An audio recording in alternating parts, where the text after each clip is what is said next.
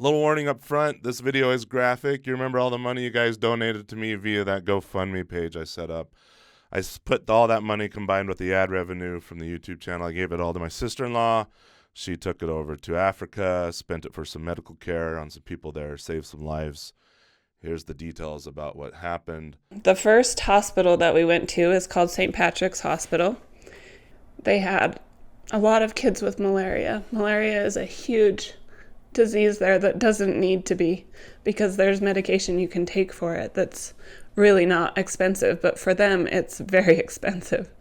But these kids are so sick that they are non-responsive. They have severe edema, so that they feel like plastic, they look like plastic. You pretty much think that they're dead. And there was a 4-month-old and a 7-year-old and a 4-year-old, and they were, all three were unresponsive. They had 2 oxygen tanks in the hospital, in the children's area of the hospital. And because they only had 2, the 3rd kid was out of luck because he wasn't as severe. Anyway, they were able to split the tank and give him air with the help of our respiratory care team. So anyway, we were able to pay for all 3 of their care.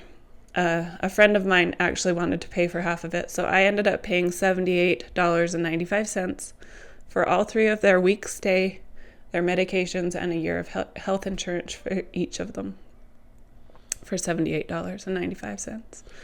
Well, all 3 were $150-ish, but she paid the other half. So this is life-saving care they received, essentially? Is that? Yeah. The medication is all they really need, but none of them can afford it. And so they were just there to either wait till they could afford the medication, but then they're paying for the time they're there. So it just starts getting bigger and bigger and they can't pay it.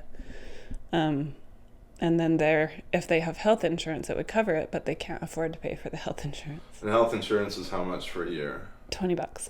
So you show up, you pay for the care, they give them the medicine, these kids recover and leave? Yeah, they were able to be discharged the next day. We kept in touch, and they told us the follow-up, and they all made it, recovered as soon as they had the medication fully. I mean, these kids were all but dead.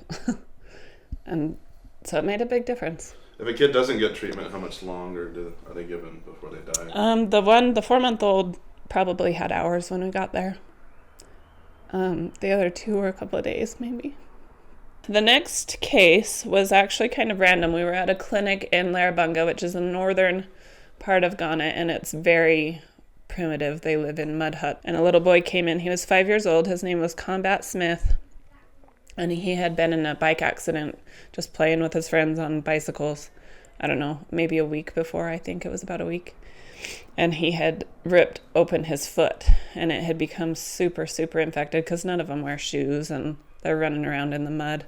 And his foot was just like gangrene looking. It was really, really bad. You'll see the pictures. And his family didn't have money for the insurance. They didn't have money for anything. But I paid $19.75 for the care that he needed and the antibiotics that he needed for the infection. The last 3 kids were at Korle-Bu Hospital, which is in the main city in Ghana. So we ended up helping Benedict, who was 6 years old, and he had malaria, and it had resulted in kidney failure. And so I paid for his stay that he was there and his health insurance and a week of dialysis, and it was $105. Then there was a little boy there that was 10 years old. He had been in the hospital for 3 weeks on his own. His family left him there because they couldn't pay his $40 bill. And when we called to contact them to tell them that we paid the bill and that he could go home, they told us they didn't have a son because they were afraid that they were just trying to get him there to pay the money. Eventually, his grandma did some spy work in the middle of the night and came in to see if it was real and asked all the other people that were there if it was a real deal and if he could really go home. And so they came and got him, but he had been there for 3 weeks just hanging out in the hospital.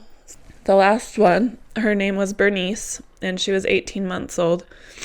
And she was the opposite of unrespondent. She was screaming the entire time, like blood-curdling, in pain screams. And she had what they called cerebral malaria. It had gone to her brain.